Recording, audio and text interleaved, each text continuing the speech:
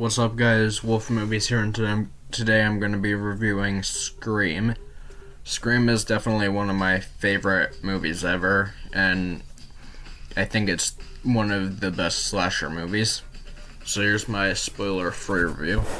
So if you like horror movies, this is 100% a must-watch.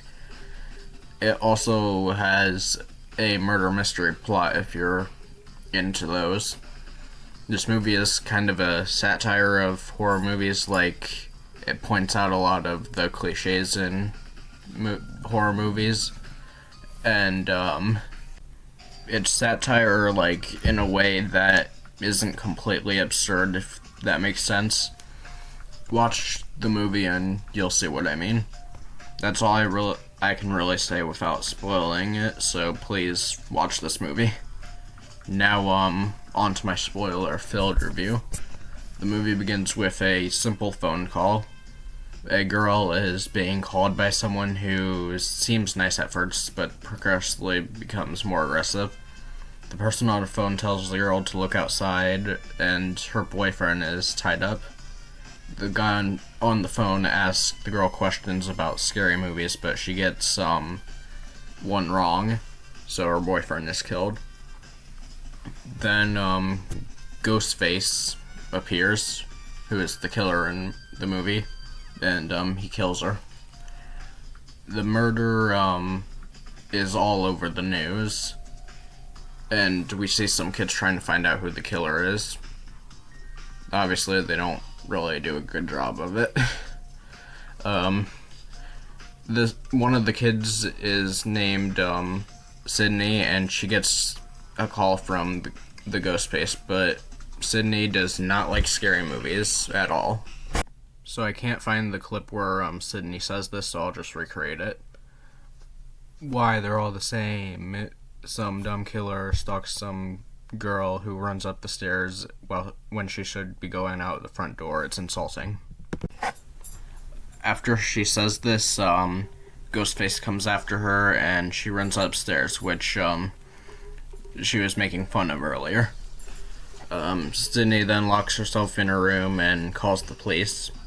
And as she's doing this, her boyfriend, Billy, comes through her window and drops a phone, which obviously makes him suspicious.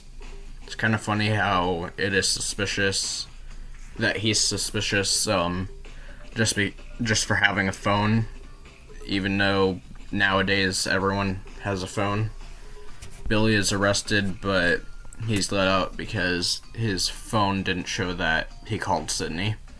We then meet a news reporter named Gail, who keeps on harassing Sydney. Then Sydney freaking punches her, which is a pretty memorable scene to me and many others who have seen this movie.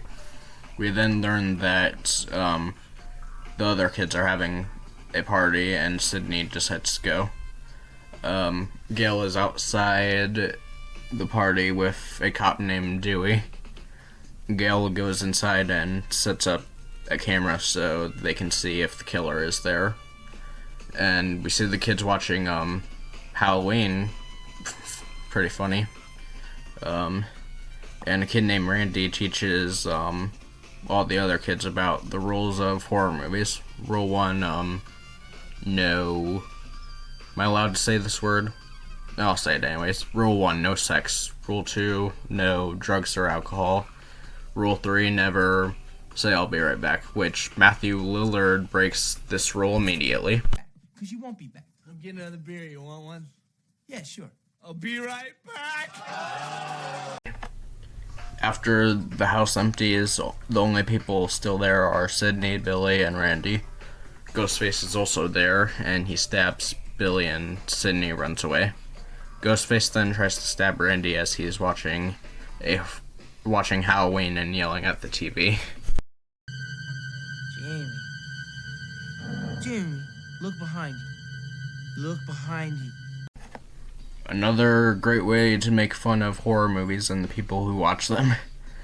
After all of this, it turns out that Ghostface is both Billy and Matthew Lillard. Sydney kills both of them, and the movie ends with Gail reporting the whole thing.